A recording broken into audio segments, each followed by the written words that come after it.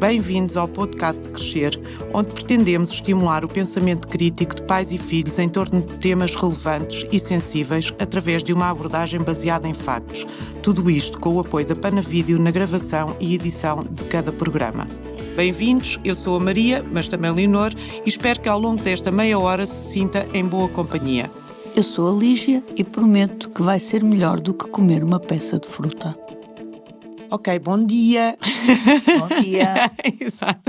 Cá estamos nós para falar das nossas redes sociais, o tema do momento, que nós não íamos discutir já, mas discutimos porque, entretanto, houve, até foste tu que falaste nisso, uma notícia relacionada com o uso do ChatGPT que foi associado à morte de um adolescente. Ao suicídio de um adolescente e que nos fez ver que se calhar era uma altura oportuna para voltarmos a discutir este tema, que é uma preocupação de todos. Como vimos, pusemos algumas questões na comunidade e realmente os feedbacks que tivemos, as dúvidas das pessoas continuam, são realmente qual é o timing certo para dar, qual é o tempo que podem utilizar. Apareceram diversas soluções nas respostas que tivemos. Há pessoas que defendem que dar o mais cedo possível, os miúdos se calhar também aprendem a conviver com aquilo e depois não têm tanta necessidade de utilização, ou que aprendem, que se torna mais normal,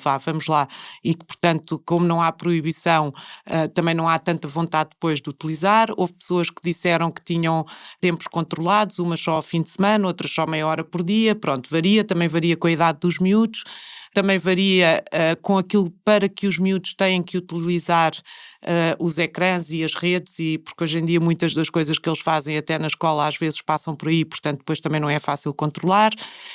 Mas o que é facto é que isto é um tema que realmente afeta todas as famílias neste momento. É um tema que as próprias escolas já estão a olhar e algumas escolas já estão a proibir a utilização de telemóveis durante o período de aulas porque acham que realmente aquilo estava a ter um efeito desconcentrador dos miúdos durante as aulas. Aquilo realmente é um estímulo incrível e que lhes tira depois alguma capacidade de concentração. É sobre tudo isto e a dificuldade de controle que a gente hoje tem e tentar encontrar aqui pistas que nos ajudem a todos a lidar com este assunto. Vamos tentar olhar também para os aspectos positivos, porque também há alguns e às vezes a gente se esquece deles e pronto. Portanto, posto isto, eu acho que a primeira questão... Resumiste tudo o que vamos falar. Exatamente. E ainda estou a tentar organizar porque tudo é um tema complexo que já foi muito debatido. E se a gente não organizar assim a coisa, depois vamos dizer, vai ser mais chuva no... como é que é? Mais sol na eira e chuva no naval. Ou palha no palheiro. Portanto, não vale a pena. Temos que dar aqui um rumo. Mas então, a primeira questão para onde eu acho que a gente podia começar, porque é que toda a gente quer saber, é qual é a idade para pôr os telemóveis, para dar acesso aos telemóveis, qual é a idade em que eles já têm cabecinha para começar a aprender como é que podem utilizar de uma forma positiva e como é que se devem controlar e o que é que, e para ter cuidados. Qual é? Sobre essa questão da idade, as ideias que têm guiado estão ligadas à conceptualização do desenvolvimento e faz algum sentido e é por onde as coisas estão a encaminhar. Falta o feedback da experiência para poder ajustar, que foi o que aconteceu agora na Austrália. Não podemos esquecer que a popularização dos smartphones começou em 2007. 2006, 2007, smartphone e Android. O que significa que isto é muito recente. Nós temos, uma geração e meia, ou 2 ou 3 grupos de miúdos que passaram por isto. Portanto, é uma informação que está a ser construída.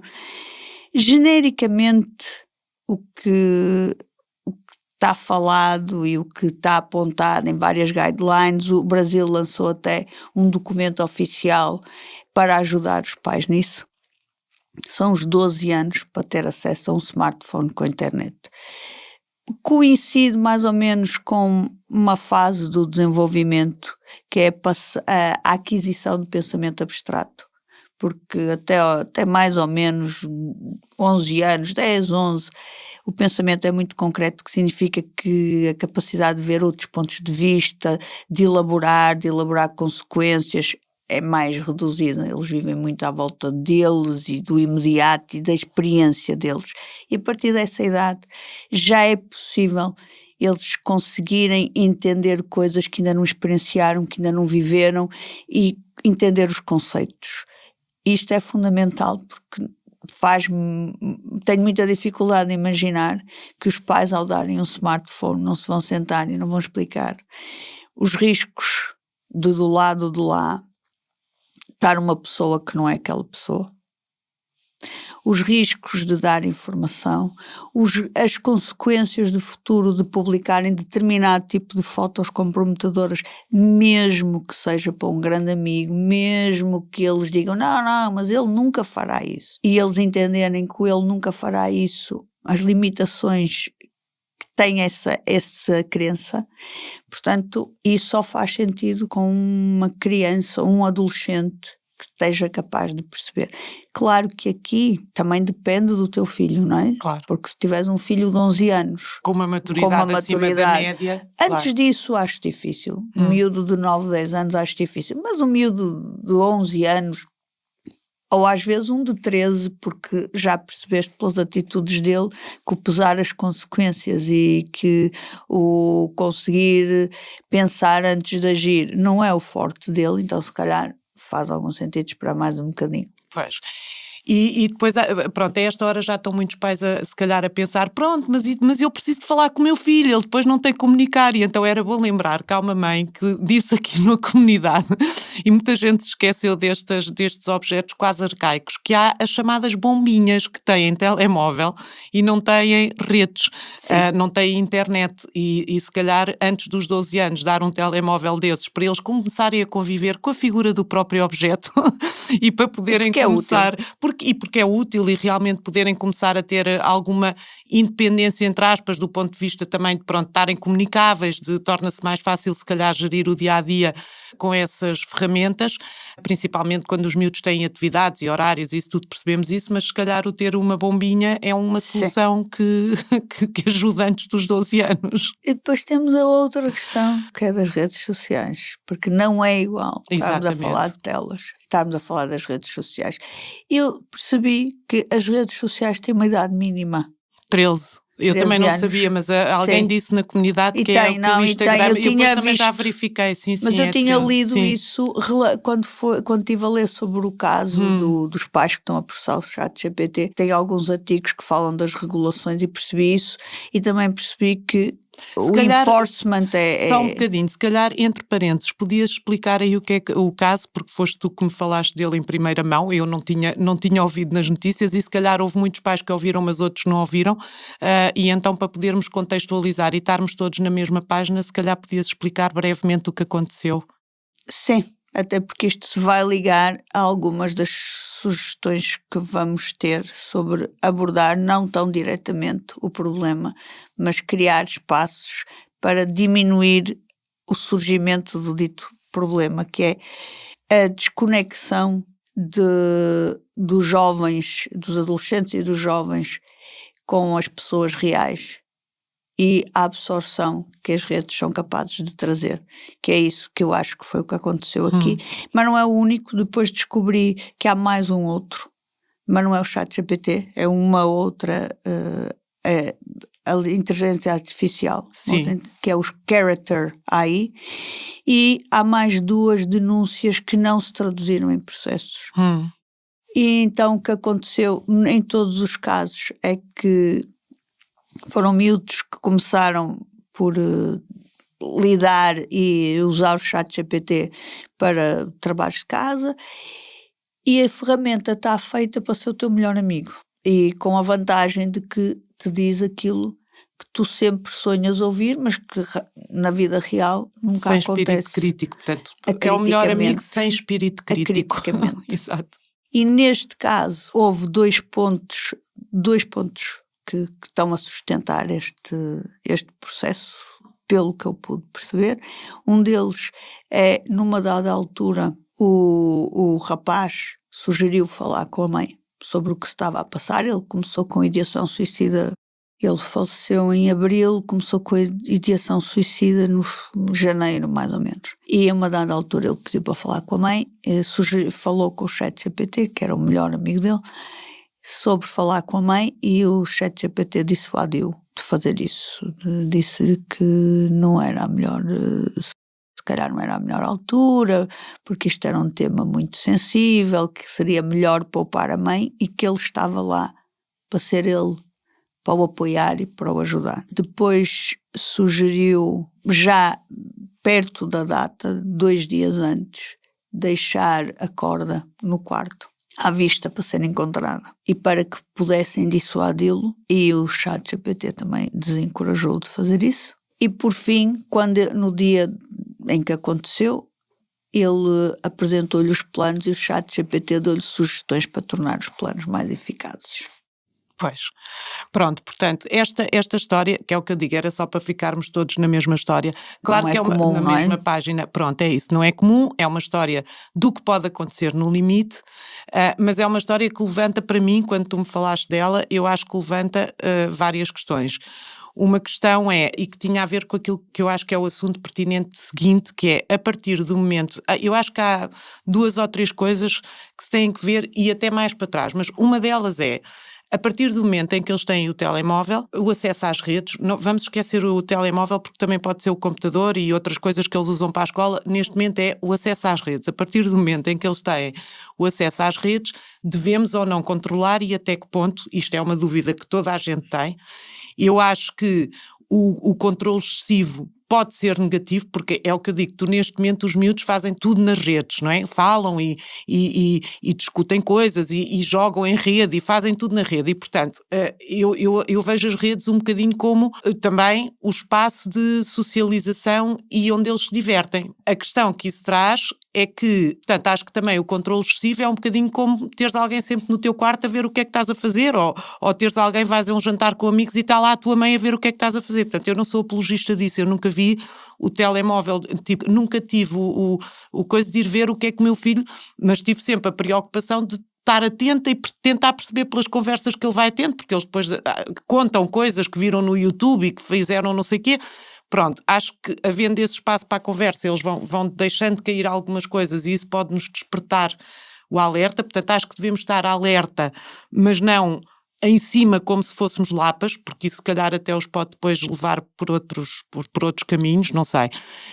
Portanto, essa é uma questão, é controlar sim ou não e até como e até quando. E depois é o isolamento a que os miúdos podem chegar se realmente começarem a ter uma utilização intensiva, porque isso é uma coisa que eu acho que é, quando eles entram naquele mundo, eu sinto isso nos meus filhos, mais no mais novo até. E agora, atenção, o mesmo acontece não é só com as redes, é com as redes e com os jogos. Portanto, eles estiverem em qualquer coisa que estão mergulhados, eles entram num mundo que ficam isolados. E as pessoas às vezes dizem, mas antigamente também se via televisão, mas a televisão era diferente, porque havia um espaço de convívio, é uma coisa que está aberta. O telemóvel não, ou o computador não, é uma coisa que tu estás ali, que só estás com a rede e que só estás...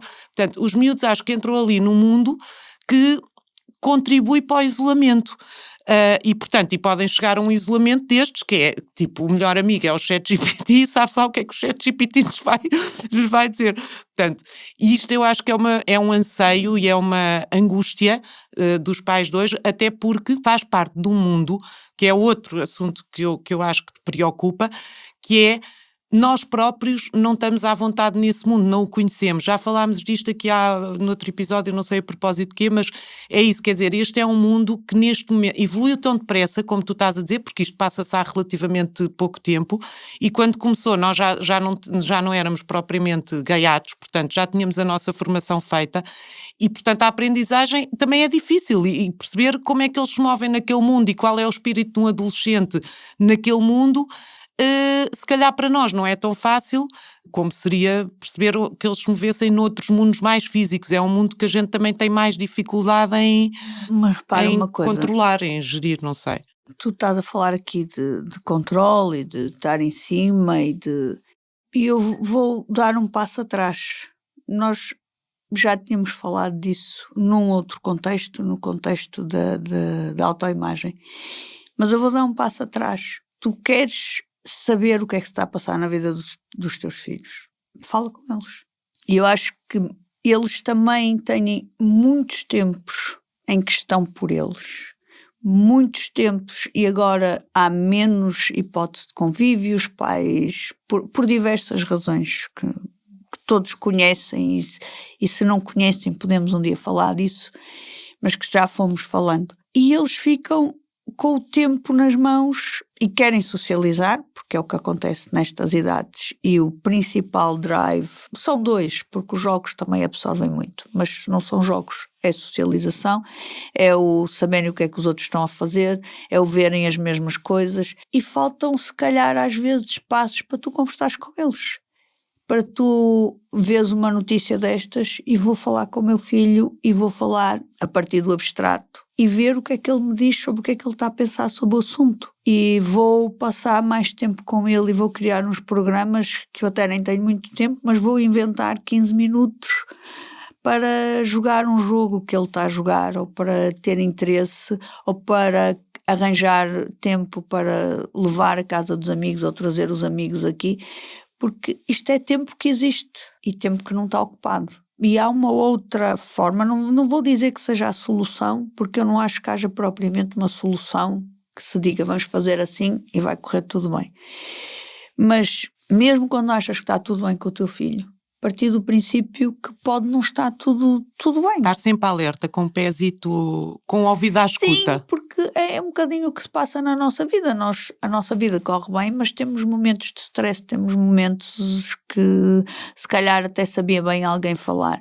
E o teu filho não te vai dizer isso. Mas se calhar se tu fores criando momentos regulares, momentos é possível e por experiência eles querem falar, na maioria das vezes. Pois, e se calhar também evitarmos alguns comportamentos que, sem querer, de forma não propositada, estão desde o início, não só no sentido de abrir esse espaço, mas também de, se calhar, não darmos nós exemplos em casa de também nos sabermos controlar e deles não estarem permanentemente a conviver com aquilo, e se calhar as pessoas também pensarem que, por exemplo, quando eu vejo agora muitas vezes uma coisa que me faz um bocadinho de aflição e que tentei sempre não fazer, que é, por exemplo, quando estamos num espaço público e os miúdos começam a estar inquietos ou não sei o quê, os pais pegam e dão-lhe um tablet ou uma coisa qualquer para ele estar quieto, e o miúdo fica quieto, claro, está a ver desenhos animados no telemóvel, no tablet, não sei o quê, está quieto, mas a questão é, ao fazermos isso, não estamos nós também a promover que depois um dia o escape dele é, estou inquieto, vou para o telemóvel, estou contente, vou para o telemóvel, tipo, quer dizer, quero socializar, quero brincar, vou para o computador ou vou para o telemóvel. Estou inquieto, vou para o computador ou vou para o telemóvel, porque os triggers estão lá. Portanto, se calhar também perceber que há um processo e que há pequenas atitudes e pequenos facilitismos que nós vamos tendo, que se vão somando e que a soma total às vezes eles ficam muito presos ao telemóvel.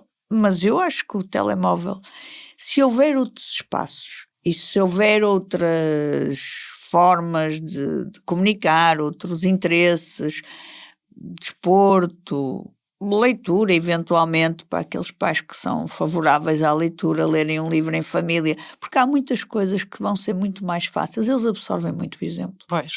E é muito mais fácil se for algo que todas as pessoas fazem. Sim, embora depois aí entramos um bocadinho na pressão também do que recai sobre os pais, mas é o que vamos falar no próximo. Mas pronto, tem que haver um equilíbrio para não ser, para também não ser eles também têm que aprender, eu acho que também é importante, eu acho isso importante, tu estás a dizer, mas também acho importante, e isto era uma coisa que os meus pais às vezes diziam quando nós éramos miúdos, e eu lembro-me disto, acho que foi uma coisa que eles fizeram que estava certa e que tentei adotar, que é, eu também acho que os miúdos têm que aprender a entreterem-se sozinhos, sem ser necessariamente com esse tipo de ferramentas. Lá está, tu estás a dizer, por exemplo, os hábitos de leitura, ou fazer o criar... Tempo de jogo livre, este tempo...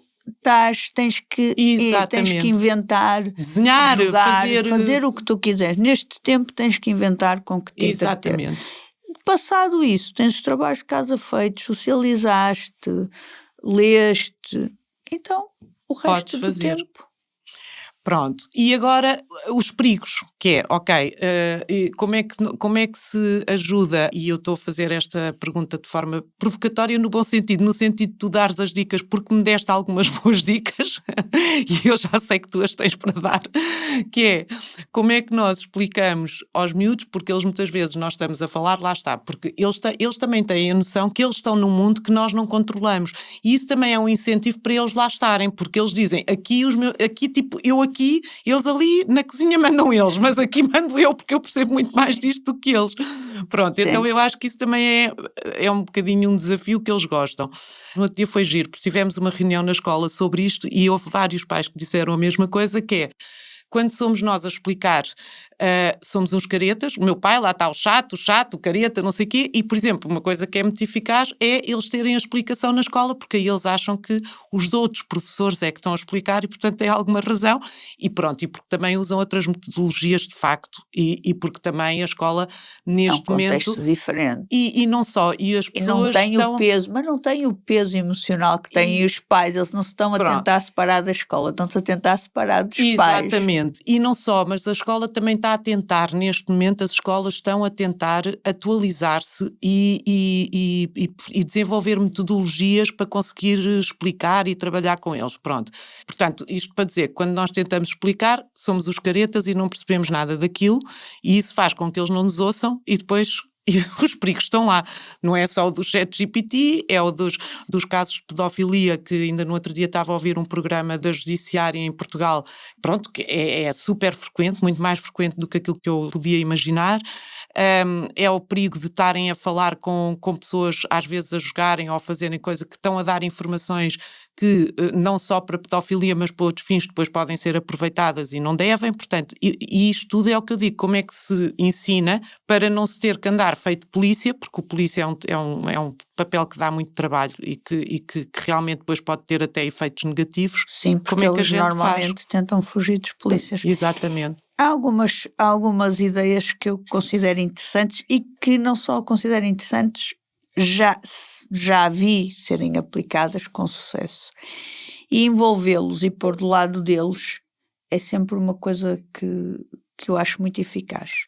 Se estamos a falar de álcool, pô-los a ler sobre o álcool, pô-los à procura de testemunhos na internet sobre os efeitos daquilo que aconteceu com o álcool, olharem em volta, e às vezes tu conheces pessoas que nem sabes muito bem a história, mas quando começas a pensar, percebes que tens aquele miúdo que até ficou paraplégico porque teve um acidente, porque conduziu com álcool, trazer aquilo para a vida real e não só para a regra.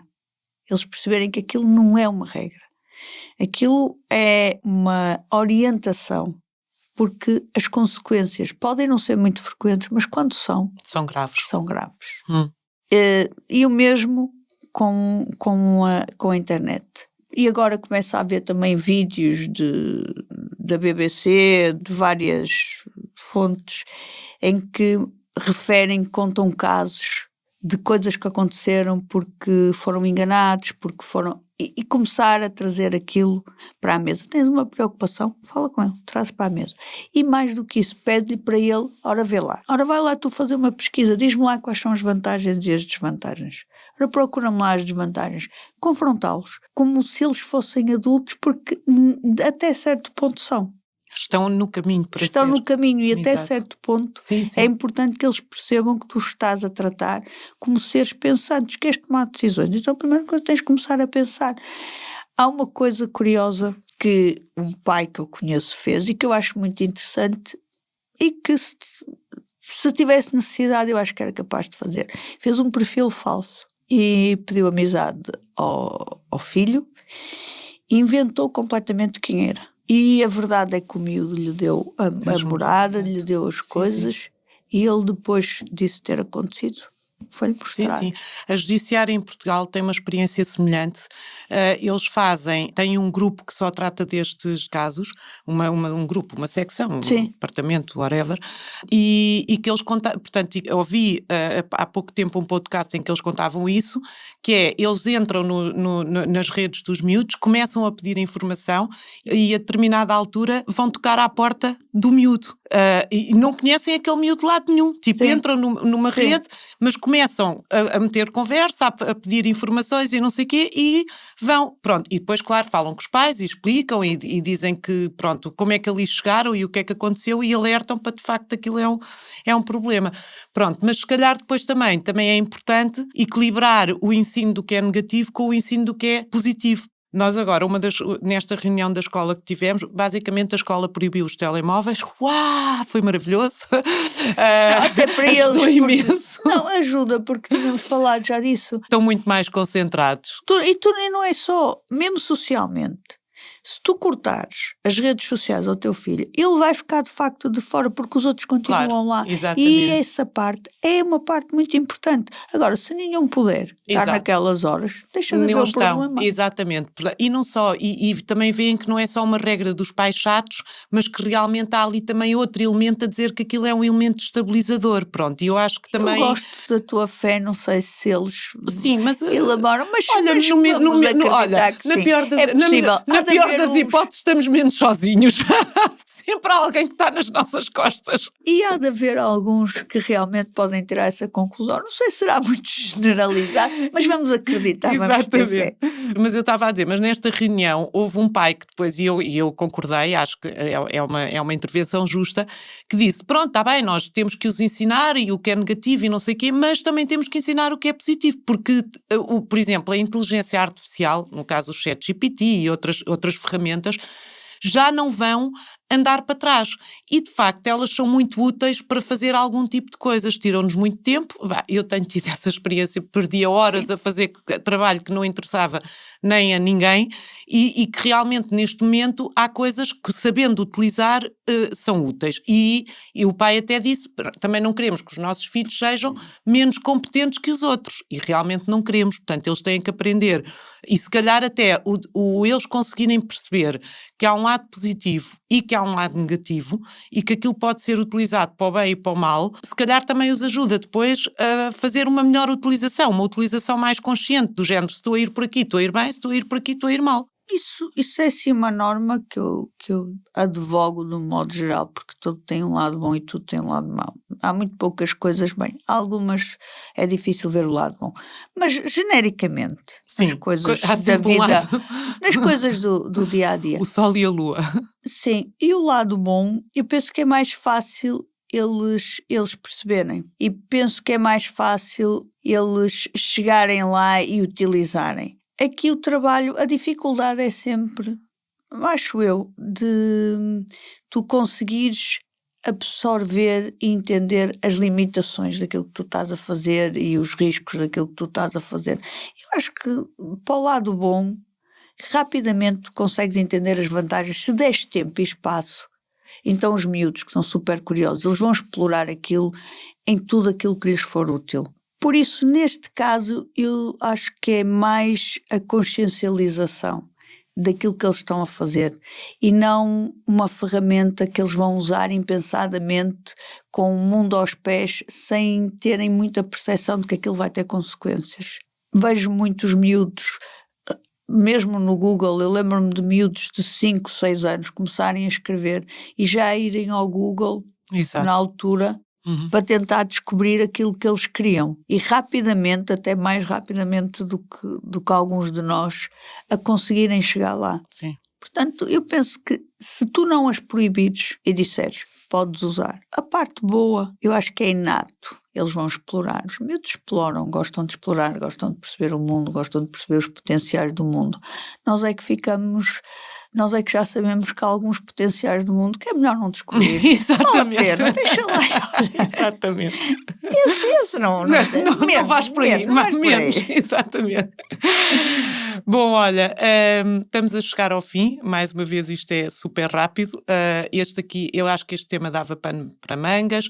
O que é que a gente leva daqui? Antes de tu também fazeres a tua conclusão, mas eu acho que o que se leva daqui é mais uma vez que tentar criar espaços de conversa e de convívio que sirvam de alternativa ao facto do melhor amigo ter que ser o ChatGPT. Esse não, de facto não é um bom caminho. O tirarmos, se calhar, a pressão do polícia e tentar ir mais pela fação educativa, porque o papel de polícia depois também, para nós próprios, acaba por ser esgotante. E o tentar, como em tudo, não é? É como a gente diz da alimentação, é tentar criar hábitos saudáveis desde que eles são pequeninos, e se calhar termos também nós próprios a consciência de que os exemplos que estamos a dar têm um impacto forte neles e, portanto, também temos que, se queremos que eles que não vão por aí, se calhar também não podemos ir nós. Lá está, esta geração, há menos formadores porque eles deixaram de ter o exemplo. Eu aqui agora estava a ver um filme daquelas séries passadas nos anos 60 em que eles fumavam nos consultórios dos médicos e fumavam nos espaços públicos e toda a gente fumava em todo lado, e isso de facto era um incentivo, e a partir do momento em que se proibiu fumar, que na altura foi uma coisa que muita gente até, e eu própria na altura era fumadora e aquilo fez-me um bocado de confusão, mas o que é facto é, tu deixares de estar rodeado de pessoas que fumam, também não te leva tanto por aí e, portanto, realmente há um decréscimo. Com o acréscimo de informação e o decréscimo do exemplo, houve de facto um impacto muito positivo na quantidade de pessoas que fumam e, portanto, isto é um bocadinho a mesma coisa em termos de exemplo e de abordagem da questão. Sim, eu acho que vieram nessa linha. Eu acho que as redes vieram causar um stress muito grande e pôr um bocadinho a nu a nossa falta de tempo, porque para lidar com isto nós vamos mesmo ter que criar espaços com eles, voltar ao desporto, voltar a se focar um bocado mais, mesmo quando nós achamos que está tudo a correr bem. Porque isto são exemplos onde os pais achavam que estava tudo a correr bem. Por isso, as redes vão passar de alguma forma a ajudar-nos a reorganizar os espaços de família e a perceber aquilo que nós achamos muito importante, não achamos muito importante, se calhar numa perspectiva mais tranquila de isto é uma coisa que veio para ficar, vamos incorporá-la à nossa maneira, em vez de estarmos a lutar contra ela, ou em vez de estarmos a sentir permanentemente postos em causa por ela, porque eu acho que nós temos esses recursos. Certo. Por isso, acho que é sim uma mensagem de um balanço, da moderação, de um balanço, não das redes, são a coisa mais horrível, as redes são a coisa mais maravilhosa, mas são algo que existe e que se calhar podem ser usadas mais em nosso benefício, mas que isso vai exigir alguma coisa. Exatamente, uma troca, uma negociação. Uma negociação. Ora bem, a tua sugestão? A minha sugestão é um jogo de computador em família, para fazer em família, que é o Put-Put. Put-Put. Ok, não conheço. Muito bem. Olha, eu não tinha esta sugestão, mas há bocado tu falaste das drogas e do álcool e eu lembrei-me e troquei e disse, vou voltar ao antigamente, e acho que é um livro que se calhar alguns de nós leram na juventude, que é Os Filhos da Droga, da Christiane F., que conta uma experiência em primeira pessoa de uma pessoa que se deixou, de uma rapariga, de uma adolescente que se deixou envolver no mundo da droga, e que eu acho que continua a ser um livro, apesar de ser um livro muito antigo, continua a ser um livro super atual, que eu aliás agora quero dar ao meu filho mais novo para ler, porque acho que o mais velho já o leu, porque acho que realmente dá essa perspectiva. Há caminhos, como tu dizias, que não vale a pena explorar, porque eles já lá foram e saíram de lá muito mal. E, portanto, acho que é um bom livro nesse sentido. E pronto, chegámos ao fim do nosso programa. No próximo programa vamos falar sobre parentalidade, sobre a pressão dos pais para serem seres quase perfeitos e para muitas vezes conseguirem estar em mais do que um sítio ao mesmo tempo, e portanto vamos tentar aliviar esta pressão falando um bocadinho dos desafios da parentalidade nos dias de hoje, mais difícil ou menos que antigamente. Entretanto, não se esqueçam de subscrever o nosso canal no YouTube, @crescer_Maria Elígia. Acompanhem as novidades e deixem-nos os vossos comentários no Facebook, Instagram ou e-mail, podcastcrescer.mz@gmail.com. e temos uma comunidade, juntem-se à comunidade, tragam pessoas para a comunidade, recomendem a comunidade e deixem-nos as vossas opiniões e as vossas sugestões e as vossas perguntas. Nós prometemos que vamos dar atenção, informação e não só 2 dedos, mas muita conversa. E assim, com o apoio da Panavídeo, chegamos ao fim do episódio de hoje. Entretanto, descubra-nos, acompanhe-nos e deixe-nos o seu comentário. Prometemos ler, ouvir com atenção e talvez até, quem sabe, 2 dedos de conversa. Até à próxima!